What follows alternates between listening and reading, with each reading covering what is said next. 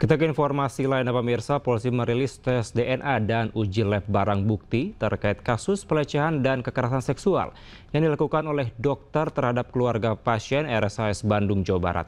Dari hasil tes DNA dan juga lab, tersangka Priguna Anugrah terbukti sebagai pelaku tunggal.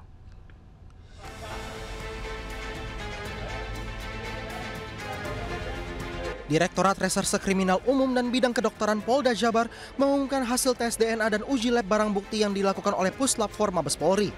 Dari hasil tes DNA dan uji sampel yang diberikan ke Puslap 4 Mabes Polri, dapat dibuktikan secara ilmiah atau scientific crime investigation, tersangka Priguna Anugrah terbukti sebagai pelaku tunggal pelecehan dan kekerasan seksual terhadap ketiga korban yang merupakan keluarga dan pasien di RSHS Bandung.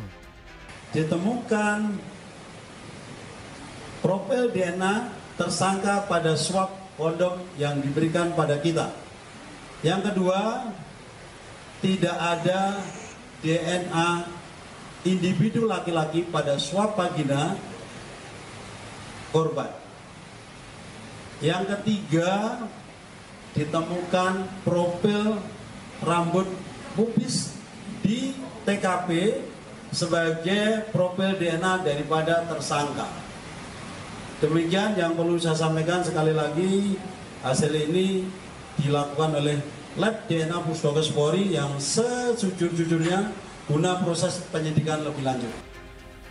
Sebelumnya tersangka Priguna Anugrah dilaporkan atas tuduhan pelecehan dan kekerasan seksual terhadap 3 orang keluarga pasien. Hingga kini tersangka masih menjalani tes psikologi dari tim Bitdokes Polda Jabar. Dirinya pun dijerat dengan Undang-Undang Tindak Pidana Kekerasan Seksual dengan ancaman hukuman 17 tahun penjara. Dari Kabupaten Bandung, Jawa Barat, Yuan Pangestu, iNews melaporkan.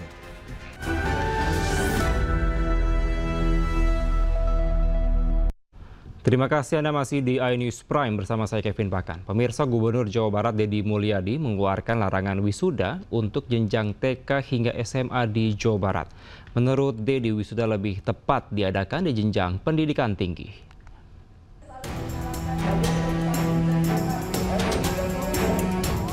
Gubernur Jawa Barat Deddy Mulyadi meminta tradisi wisuda di tingkat TK, SD, SMP, dan SMA harus dihapuskan. Kebijakan ini bertujuan mengurangi beban finansial orang tua, terutama yang kerap terbebani oleh biaya acara seremonial.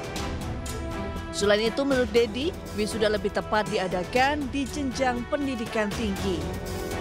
Deddy menegaskan, kebijakan penghapusan wisuda diambil demi kepentingan masyarakat Jawa Barat. Udah kalau jelas kan TK, SD, SMP, SMA tidak boleh ada wisuda. Udah kenaikan kelas, kelulusan. Ada perpisahan selenggarakan secara sederhana di sekolah. Anak-anak bisa main teater, bisa main musik. Kan ada pendidikan seni di sekolahnya. Kan bisa ditonton oleh mereka. Tidak usah lagi panggil band yang 200 juta ke sekolah. Nanti korbannya orang tuanya pinjam Bang Emok. Itu kan yang terjadi. Kebijakan ini diharapkan dapat segera diimplementasikan di seluruh sekolah. Dari Bandung, Jawa Barat, Ervan David, iNews melaporkan. Pemirsa, pasca konten debat Gubernur Jawa Barat Deddy Mulyadi dengan seorang remaja soal penghapusan wisuda di sekolah, ramai warganet menyebut konten tersebut adalah settingan karena remaja tersebut dinilai terlalu berani. Ya, Bapak kan bisa lihat dulu latar belakang saya. Misalnya saya miskin atau enggak, terus mampu bayar atau enggak. Kamu miskin nggak?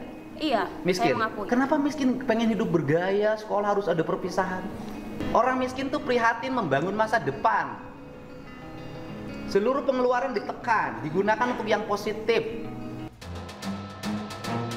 Seorang remaja perempuan dari Kabupaten Bekasi melayangkan kritikan terhadap Gubernur Jawa Barat Deddy Mulyadi terkait dengan penghapusan kegiatan wisuda dan penggusuran rumah di bantaran kali yang digencarkan Deddy Mulyadi. Usai videonya viral, kolom komentar dibanjiri beragam kritik warganet.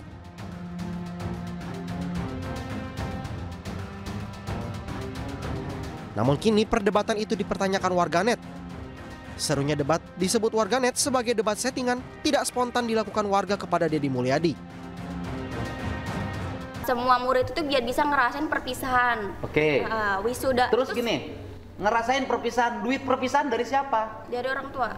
Membebani nggak? Bisa dicicil. Ya, membebani. Pasalnya remaja pengkritik Gubernur Deddy Mulyadi itu terdeteksi oleh warganet pernah menjadi model iklan sebuah aplikasi pinjaman. Dari sinilah beragam tanya soal debat settingan ramai diperbincangkan warganet. Beredarnya pertanyaan itu, Deddy Mulyadi buka suara. Menurut Deddy, dirinya tidak pernah berprasangka buruk dan menganggap remaja itu pintar dan berani berpendapat. Terkait konten kemarin ada yang menyebut bahwa konten kreator tersebut disetting, Pak. Saya emang nggak berprasangka baik, nggak berprasangka buruk. Saya berprasangka baik, anak itu pinter dan anak itu berani sehingga mau menyampaikan di depan gubernur. Tetapi tugas gubernur adalah mengarahkan agar argumentasinya memiliki dasar hukum yang kuat. Pendapatnya bukan hanya dirinya sendiri. Orang tuanya boleh wisuda, orang tuanya boleh perpisahan. Cuman 1 juta doang itu bagi keluarga mereka. Tapi keluarga yang lain itu sangat berat. Deddy Mulyadi menambahkan bahwa tugas dirinya sebagai gubernur untuk mengarahkan agar anak-anak seperti remaja yang mendebatnya memiliki kecerdasan yang digunakan untuk kebaikan. Tim Liputan iNews melaporkan. Pemerintah Provinsi Jawa Barat berencana menerapkan program wajib militer bagi anak-anak bermasalah, terutama yang terlibat dalam geng motor dan juga tawuran. Kebijakan ini diharapkan menjadi solusi tuntas untuk menangani kenakalan remaja yang kerap terjadi.